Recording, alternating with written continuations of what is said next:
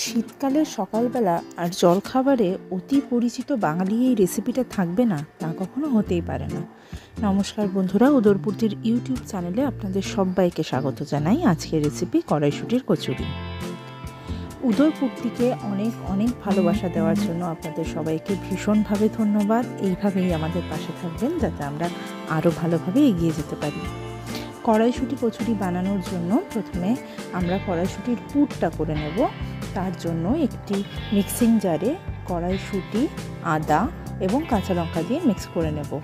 এরপর একটি কড়াইতে সরষের তেল গরম করে তার মধ্যে হিং ফোড়ন দিয়ে ওই বাটাটি আমরা দিয়ে দেব।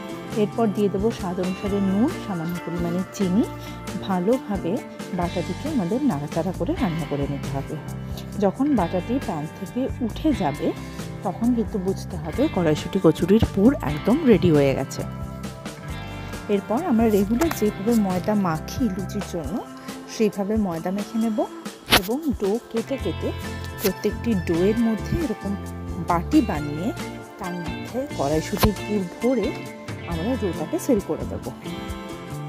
এরপর নর্মালভাবে লুচি বেলার মতন করে কচুরিগুলোকে বেলে নিতে হবে এবং ভেজে নিতে হবে।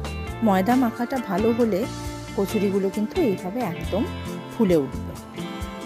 এরপর আর কি, গরম গরম আলুর দমের সাথে পরিবেশন করুন কড়াইশুঁটির কচুরি। ভালো লাগলে চ্যানেলটা সাবস্ক্রাইব করে দেবেন। Thank you.